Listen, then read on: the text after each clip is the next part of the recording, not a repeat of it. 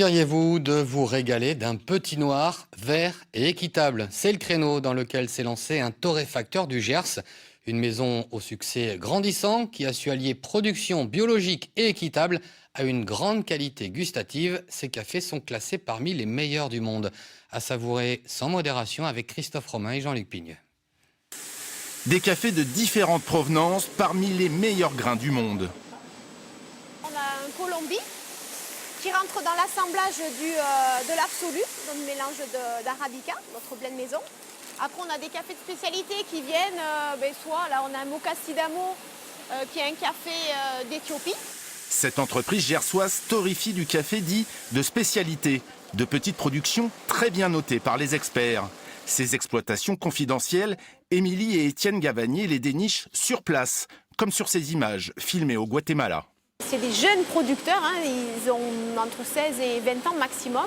Ils ont souvent moins d'1 hectare par personne. Et en fait, en faisant un café de spécialité, donc un café finalement qui est noté 86 sur 100, ça leur permet d'avoir un café vendu au bon prix par rapport au travail qui est réalisé.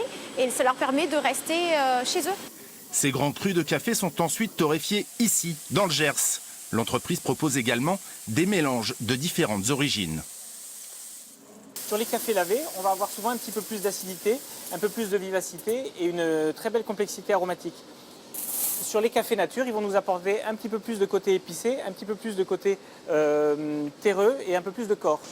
Les assemblages sont mis au four pour y être séchés, puis caramélisés à 190 degrés.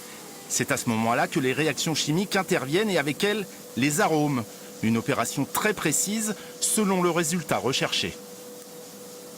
On va finir la cuisson et choisir vraiment le moment précis en fonction de l'infusion qu'on va faire. Si on va faire un expresso ou si on va faire un café filtre, on ne va pas torréfier tout à fait de la même façon. Émilie Gavanier possède un diplôme de Q Arabica Grader, sorte d'œnologue du café.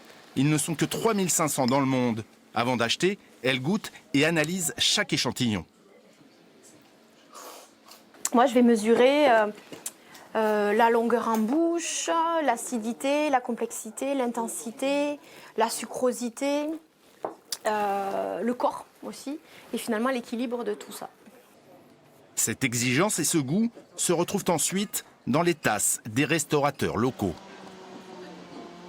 Je le trouve extrêmement bon. Il est agréable à boire et voilà. Ça a du goût, quoi. Pourtant, moi qui n'aimais pas le café avant, maintenant j'aime beaucoup. J'aime beaucoup et j'arrive même à le boire sans sucre.